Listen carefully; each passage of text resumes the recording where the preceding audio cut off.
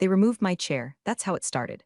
Not a firing, not an email, just one Monday morning, I walked in and found my ergonomic meshback chair, the one I'd bought myself during our ramen noodle startup days, replaced with a plastic conference room reject that wobbled when you breathed near it.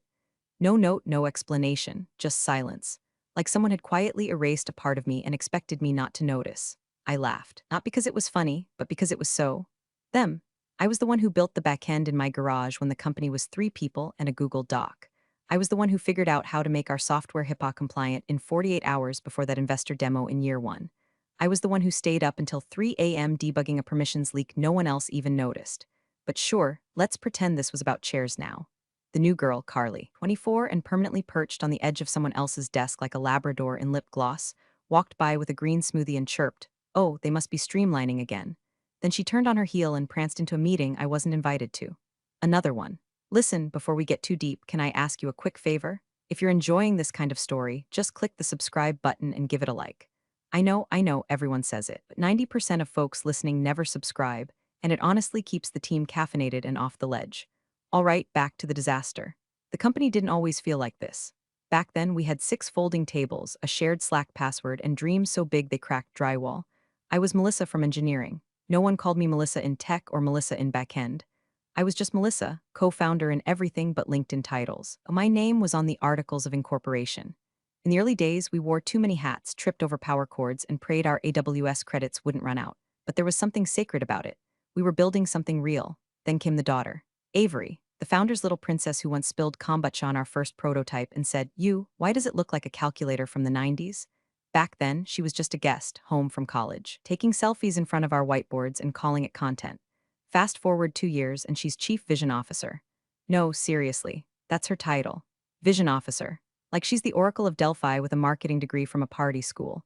And somehow, every week she gathered more gravity, hosting these strategic huddles that looked like cult meetings for brand consultants, complete with mood boards and LED candles. I stopped getting invites right around the time she rebranded our dashboard into something that looked like a Pinterest board for toddlers.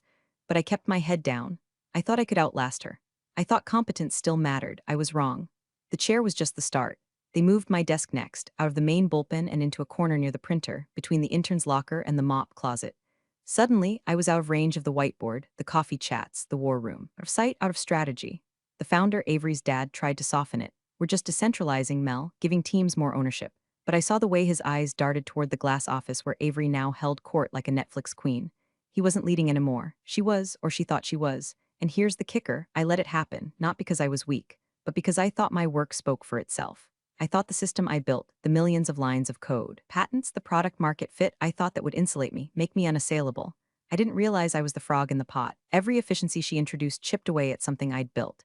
Every new hire came with a whispered, "Don't worry, she won't be here much longer." They weren't even subtle, but I wasn't about to go quietly. I started taking notes, not the kind Avery's consultants scribbled in their branded notebooks.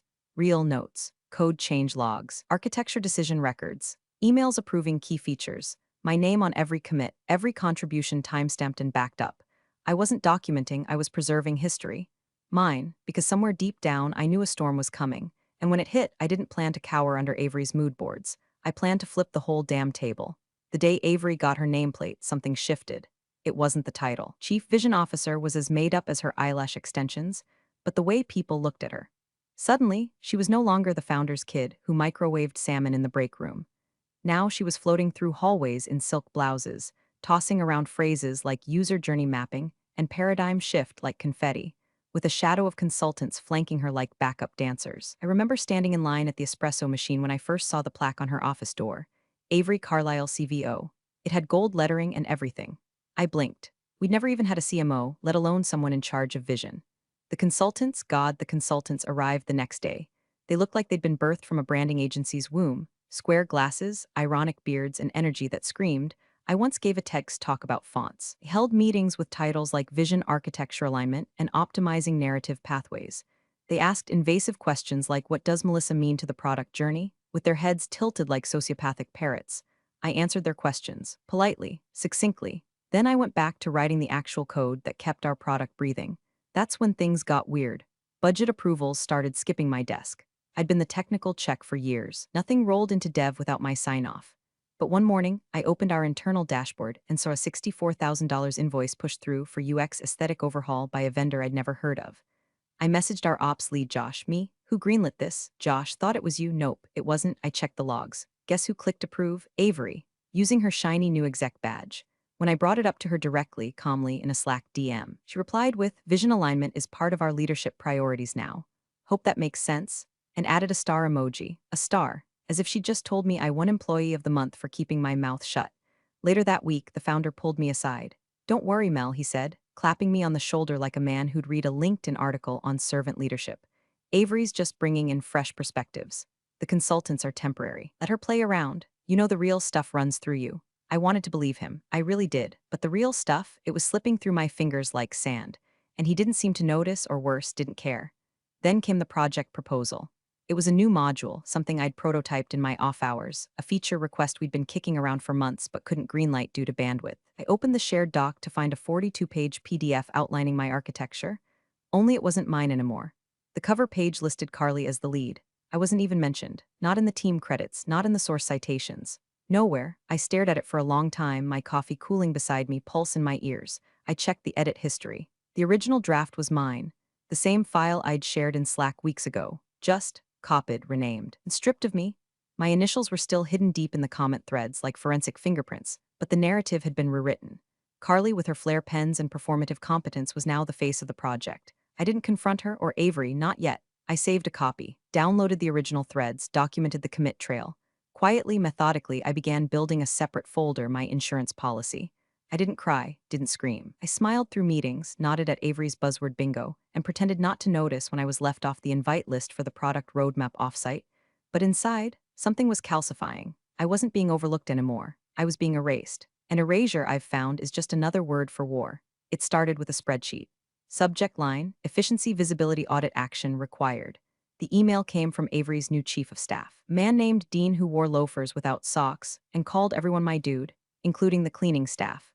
Attached was a color-coded template labeled individual contribution matrix, as if we were cogs in a Six Sigma factory, instead of the technical team that had carried this company on our backs since it was 3 pizza boxes and a dream. They wanted us to list our weekly tasks, categorize them, quantify impact in business value units. I wish I were joking. Dean followed up in Slack 5 minutes later with, let's lean into radical transparency, folks. If your work is vital, it'll shine. That sentence right there, that's when I knew the knives were out. I'd seen this movie before. Call it an audit, call it a matrix, call it a culture reset, it all meant the same thing. Someone was getting cut, and they wanted a paper trail to make it look like strategy instead of sabotage. I'd watched them pull the same move on our support team 6 months ago. One week it was streamlining tier escalation, the next it was cardboard boxes and non-disclosure agreements, so I played along. I filled out the spreadsheet. Every task, every project, every bug ticket. I made it so dry, so clinical, it read like it had been spat out of a printer at Deloitte. But behind the scenes, I was building something else. My own audit. See, when you work in tech long enough, you learn that the version control system is your memory. Git doesn't lie. Every commit, every branch, every pull request, I started cataloging it, downloading backups, cross-referencing with Jira tickets, linking my contributions to each feature we launched, each client win we bragged about in pitch decks. I printed out the IP origination forms I'd signed in year 1, dug up the original architecture diagrams with my signature at the bottom, and backed up the folder 3 different ways. Encrypted USB, private cloud, and 1 copy sent to an old Gmail address under a fake name I used to use for fantasy football. Call it paranoia. I call it insurance. Meanwhile, the company Slack turned into a haunted house of nervous emojis. Whole teams were being repositioned. The data science team went from 10 people to 2 in a week.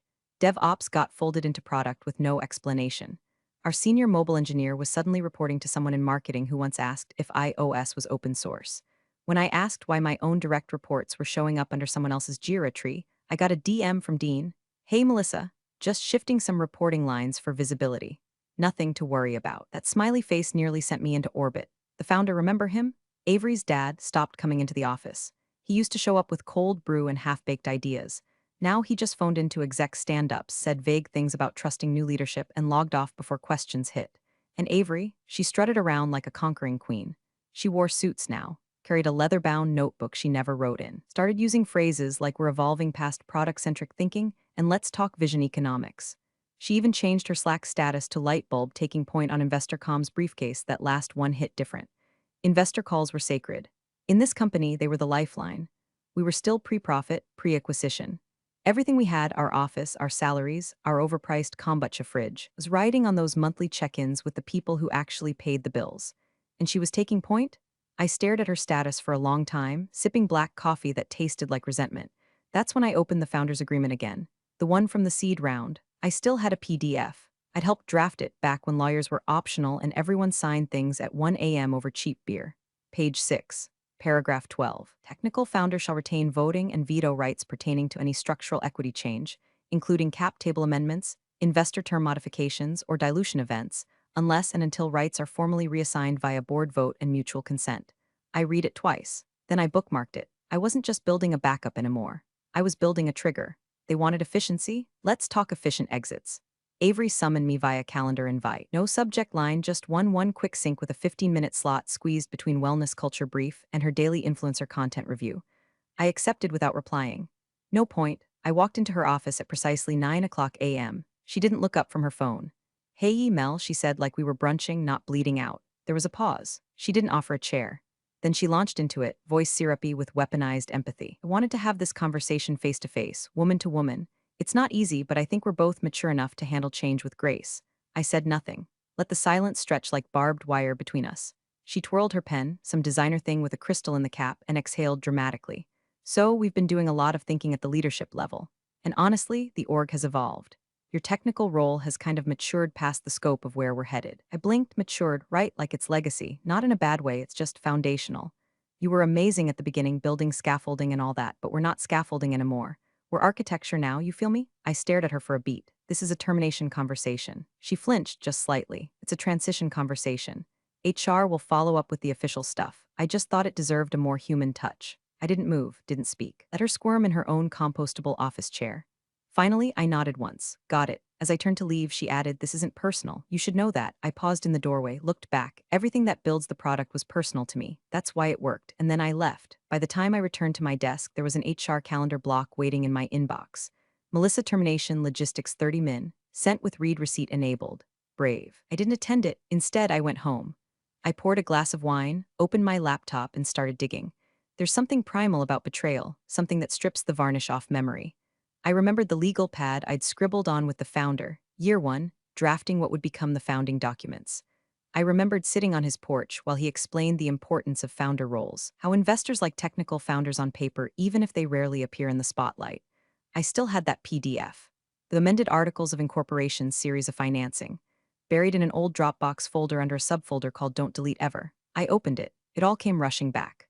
Clause 14b, page 9. In the event that the technical founder is involuntarily removed, terminated, or reassigned without consent, any modifications to company structure, equity distribution, or financing rounds shall require explicit written approval from said technical founder or a majority vote from founding board members.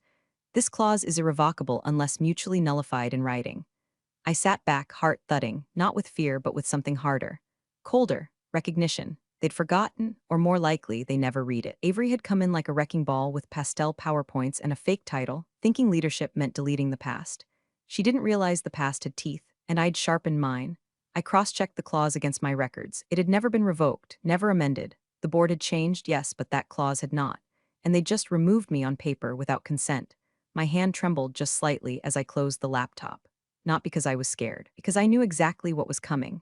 Avery thought she'd won. Thought optics and Slack emojis and strategy huddles were power, but I still held the kill switch, and I was done waiting. The investor calls used to be sacred. Cameras on, mics muted unless summoned, and only the founder spoke unless someone was bleeding money or code. Now, it looked like a reality show. Avery had hijacked it. The backdrop behind her was ridiculous. One of those staged home offices with fake books and a neon sign that said do the work. She wore a blazer 2 sizes too big and smiled like a real estate agent about to upsell a haunted house. To her right, the founder sat off-center, visibly disengaged, sipping from a mug that definitely didn't hold coffee.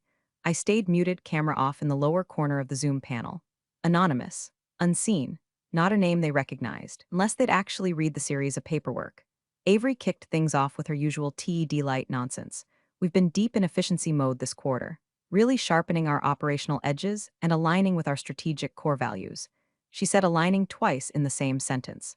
I watched one of the older VCs wince like he'd bit down on tinfoil. There were charts, so many charts, slide after slide of agile synergies and cultural optimization vectors, none of which explained why our roadmap was months behind or why half the senior engineers were missing from this call. And then she dropped the bomb. In that spirit of alignment, she chirped, voice like lacquered pine, "We've made a few bold, future-facing shifts.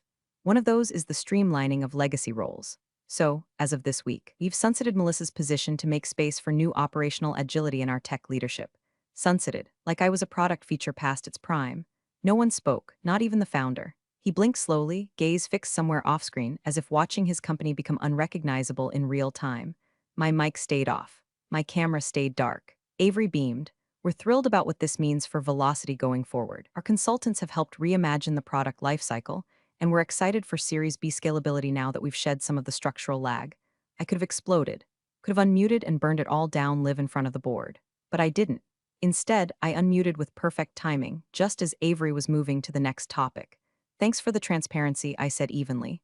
"I'll make sure legal has everything they need to update the cap table." Dead silence. Avery's smile cracked just slightly. Her hand hovered near the trackpad like she wasn't sure whether to mute me or block me altogether. One of the investors, a thin man with a habit of tapping his pen against his cheek, froze mid-motion, then scribbled something. Slowly, deliberately, the founder finally shifted. He looked up, then looked at Avery. Nobody said a word. I clicked leave meeting and closed my laptop with a calmness I didn't feel. Then I sat back in my chair. I real one, the one they'd tried to erase, and stared out the window of my apartment as traffic hummed below. It was done. They had made their move, publicly, on record, and now I would make mine, not with noise, not with Slack rants or HR tantrums, with paper, with ink, with the clause they forgot to read but I never stopped guarding. Because the thing about bombs is they don't need to be loud when they land. They just need to be timed right. And mine was ticking. The next morning, Avery floated into the office like she'd just been crowned. Hair blown out, heels clacking like war drums, and that smug upward tilt of her chin that said, "I won." She passed by the engineering pit with a box of artisanal donuts, one of her new culture rituals, and dropped them onto the breakroom table like an offering. "Sugar for synergy," she chirped. Nobody laughed, but that didn't stop her from twirling around and retreating into her glass-walled throne room. I noticed someone had added a tiny plaque to her door. Avery Carlisle, co-founder and CVO, co-founder. I stared at it so long I forgot I was holding my coffee until it went cold in my hand. By noon, Slack was a fireworks display of forced celebration. Kudos to Avery for decisive leadership during a difficult pivot. Thrilled to be part of this next chapter. Feeling so aligned, most of the comments came from people with consultant in their titles, or those who had attached their wagons to her rocket since the day she arrived. One junior designer even posted a selfie holding a latte with #Team Avery in foam art. I didn't respond. I just read, archived, noted names. The press release hit around 2 p.m. Glossy and shallow, published on one of those startup PR mills with more sizzle than substance. The headline made my jaw tighten. Avery Carlisle promoted to co-founder in strategic restructure aimed at growth and vision leadership. I read it twice. Then a third time, there it was in black and white. Avery Carlisle, recently named co-founder, will lead upcoming investor engagement and spearhead product evolution. No mention of me, no correction, no truth. She'd rewritten history, not just mine, the company's. By 3 p.m., I received the official notice. A cold little PDF from HR titled, "Termination Confirmation, Melissa Hartley." I opened it slowly, like peeling back a bandage. The language was sterile, stuffed with per compliance and per our internal restructuring process, but one sentence made my fingers tighten on the mouse. "We confirm that your employment with the company, originally commenced as an early employee on June 1, 2016, has been formally terminated as of early employee." I wasn't an employee when I started. I was the technical founder. The person who built the technical infrastructure. The one who signed the damn incorporation documents while Avery was still posting dorm room selfies. They didn't just erase me. They were trying to rewrite me as something I never was, just another warm body who used to work here. I stared at the screen for a moment too long, breathing like I'd just come up from underwater. Then I stood up, walked to the window, and counted 5 taxis before I turned back to the desk and opened my archive. I scrolled past old pitch decks, legal templates, dated email threads, then I found it. Cap Table Series A signed final PDF click. Next to the founder's name, 2 lines down, Melissa Hartley, technical founder, 10% initial equity, voting rights attached. Then another doc, Series A term sheet, founder's clause, veto rights. I'd forgotten how direct it was. Not written in legalese, not buried in jargon. Just plain and ironclad. In the event of involuntary removal of the technical founder without formal reassignment of role or equity adjustment, all structural modifications to funding, board appointments, or ownership shall be subject to founder veto per clause 12C. I forwarded both documents to my lawyer with a short note. "Let me know when you've reviewed. I think it's time we reminded them what they signed." 1 hour later, she replied, reviewed, solid, and hilariously overlooked. Do you want to send them a courtesy flag before I reach out to opposing counsel? I typed back, no. Let them keep celebrating, because that's the thing about false victories. They make people loud, careless, overconfident. And the higher Avery climbed on her paper crown, the harder the fall would be when gravity came knocking, with a clause, a signature, and a timestamp they couldn't erase. The next investor call was scheduled for Thursday at 11 o'clock a.m., sharp. But at 10:58, you could already feel the tension bleeding through the Zoom grid. Most of the usual smiles were missing. Cameras on, but no one speaking. Avery sat dead center, flanked by Dean and two consultants dressed like they'd been AI generated for a stock photo. The founder was off camera, his black square labeled Michael Founder, mic muted. I logged in under a generic guest account, audio only. No one needed to see my face, not yet. Avery kicked it off the way she always did, overconfident and overrehearsed. Good morning, everyone. Before we jump in, I want to acknowledge what an exciting quarter we've had. The structural realignment complete and our executive team optimized. We're positioned to accelerate Series B with a leaner, more agile framework. She went on like that for a while. Buzzwords on buzzwords. I half listened, half watched her performance. The same clipped cadence, the same smug little smirk every time a slide changed. This time, though, the investors weren't nodding. They weren't smiling. They weren't even blinking. That's when Peter, lead investor, primary check writer, and the only person on the call who once asked a real question about infrastructure, cleared his throat. Avery, he said, leaning slightly into his camera, before we proceed with today's financial approvals, I have a quick question. She straightened, of course. Peter tapped something on his desk. Then, casually, who signed as technical founder on the original series of documents? Dead silence. Avery blinked, smiled too fast. I'm sorry, who signed as technical founder? Legal flinched visibly in his window. The junior associate next to him began furiously scrolling on a second monitor. Dean leaned toward Avery, whispering something off mic. Avery tried to keep the grin alive, but it had cracked at the edges. I believe that would have been Melissa Hartley, but as you know, she was an early-stage contributor. We've since restructured her role. Peter cut her off. You fired her. It wasn't a question. It was a fact. Dropped like a lead weight. Avery's smile evaporated completely. We sunsetted her position as part of a strategic shift. Peter said, eyes narrowing. You do realize that the original term sheet included technical founder veto, rights tied to financing events, correct? More silence. The kind that doesn't happen in normal meetings. The kind that makes people sweat. One of the other VCs muted himself mid-cough.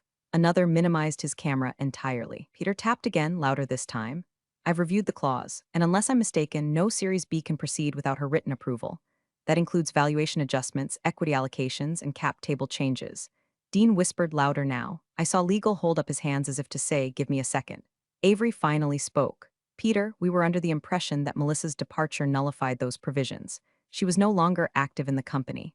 And yet, Peter said, voice now cold, you issued a press release naming yourself as co-founder, while failing to notify us that the actual technical founder, with legal veto power over this very round, was removed without board vote or equity reassignment. Avery went pale. Someone exhaled audibly on the call. From my end, I said nothing. Just leaned back in my chair and stared at the ceiling while listening to the unraveling. Peter continued, we'll need to pause any movement on Series B until this is resolved. I'll be requesting a formal review of all recent executive decisions and press statements. Legal, he turned slightly to his right, you'll be coordinating with Melissa's counsel moving forward. Avery looked like she'd been slapped in slow motion. Still off mic, still off camera, I smiled. Not big, just enough. They'd finally read the contract. The clock had struck clause. By Friday, the wheels had come off. The Series B deck, carefully crafted, color-coded, filled with Avery's smiling headshots and graphs pointing skyward, was pulled offline by noon. The shared folder read, access revoked by legal ops. Dean pinged people in Slack with frantic messages like, does anyone have a version saved? And let's not panic, just pivot, but everyone knew. The panic had already arrived in full business casual attire. I wasn't in the building, but I didn't need to be. Chaos has a signature scent, it seeps through subject lines and CCs. I could smell it from my couch. At 3:47 p.m., a board-wide memo leaked. Emergency session scheduled, cap table discrepancy and founder's clause review. I wasn't on the invite list, but two people forwarded it to me independently with variations of holy shit. One even added a popcorn emoji. I opened my laptop and did nothing. Let the theater unfold. That evening, Avery's name disappeared from the company website's leadership page, quietly without comment. The cached version still showed her next to the founder, beaming, confident, untouched by reality, but the live version had shifted. Now, only Michael's face remained, that tired, haunted expression of a man who handed the steering wheel to his daughter and woke up in a ditch. Then came the Slack mutiny. #strategy huddle was locked. #vision board deleted. A new channel popped up, #company updates, run exclusively by legal and ops. The first message was pinned. Pending legal clarification, all strategic communications are paused until further notice. Please refrain from external outreach. Avery didn't post once. I'm told she stormed out of the office that afternoon, ripped her nameplate off the door, shouted something about toxic jealousy, and slammed her laptop shut in front of an intern. The laptop now sat boxed on HR's desk. Her keycard was deactivated within the hour. My inbox lit up at 6:12 p.m. Subject, open door next steps discussion from Michael Carlisle. Melissa, I understand things have been complicated. The board is currently reviewing all structural options. Would you consider a conversation about reinstatement? Your experience is deeply valued. Warmly. Michael, I didn't reply. Instead, I closed the email and opened the most recent memo from VC Legal that had been forwarded, unofficially of course. It read, as per Clause 12C of the series agreement, no further equity modifications, funding authorizations, or board appointments may be executed without written consent from the named technical founder, Melissa Hartley. This includes pending Series B disbursement. All participating investors have been advised accordingly. That was it. That was the sentence that locked the vault. I wasn't just a ghost haunting their cap table anymore. I was the key holder, the bottleneck, the clause they couldn't bypass without crawling, and everyone knew it now. I could feel the shift, not just in power, but in posture. The same people who'd smiled through my erasure, who clapped when Avery sunsetted my role, were now scrambling to undo it, as if my consent could be printed on letterhead like nothing had happened, as if I'd forgotten. They thought silence meant surrender, but I had never surrendered. I had simply waited, and now the company was frozen. Every decision, every dollar, every dream, all of it tethered to a name they tried to erase. Mine. The final financing session was scheduled for Monday morning, 9 a.m. sharp. The kind of call that normally comes with champagne chilled in someone's breakroom fridge, and an intern hovering off camera to take notes for the victory blog post. But this one had no celebration energy. The investors were tense. The founder looked 10 years older. His square on the call showed him in a stiff button-down, eyes sunken, lips pressed in a permanent line. No Avery in sight, no Dean. Just legal, arms crossed, flanked by the firm's CFO, whose expression suggested she'd aged 3 fiscal years in the last week. They tried to keep it upbeat at first. Walked through projections, rehashed retention metrics, flashed slide decks as if facts could unburn a building. But the oxygen wasn't there. Everyone was waiting for one thing, and it came right on cue. Peter, the lead VC, now very much the only voice that mattered, adjusted his glasses and said, before we finalize, we'll need confirmation on one outstanding item. The founder cleared his throat. Of course. Peter nodded toward the bottom corner of the screen. Melissa, I clicked my mic on. My camera stayed off. Here, he leaned forward. Do you approve this round as presented, including all current executive titles and equity designations? There it was, the moment, the final pin in the grenade. I didn't hesitate. No, I said. Not while Avery Carlisle holds any title, stake, or influence within this company. My veto stands. Silence. Real, actual silence. Not a sound from legal, not from the founder. Just the faint, hollow echo of someone muting themselves in the background. Then Peter leaned back in his chair, steepled his fingers, and said, understood. We'll consider the matter unresolved. No funds will be released until structural revisions are made in line with Clause 12C. Click, the call ended just like that. No shouting, no drama, just a quiet unraveling of their plan, thread by legal thread. 2 weeks later, a formal announcement was posted on the company's LinkedIn page. Michael Carlisle, our esteemed founder, is stepping down to pursue new ventures. We thank him for his years of service and vision. No mention of Avery, but buried 3 lines down was this. Interim leadership will consult with original technical founder, Melissa Hartley, as strategic advisor during the transition. That same day, someone forwarded me an internal Slack screenshot. Avery had messaged, it's not a resignation if you were never actually fired, right? Followed by a broken heart emoji. An hour later, her name disappeared from the company directory, quiet as a deleted Google Doc. I never replied to Michael's second email. I didn't need to. Instead, I moved into my new office, same city, new building, one with real light and no glass fishbowls pretending to be collaboration. On the wall behind my desk, a simple brushed metal plaque. Melissa Hartley, founder, CTO, advisor, no adjectives, no hashtags, just truth. People think revenge has to be messy, public, loud, but I didn't fight dirty. I didn't smear anyone. I didn't even raise my voice. I just read what they signed. And then I let the paper do the talking. Thanks for watching, you cubicle warriors. Hit that subscribe button. Unless you're my old boss, then you're on your own. Revenge of the coffee pot strikes again.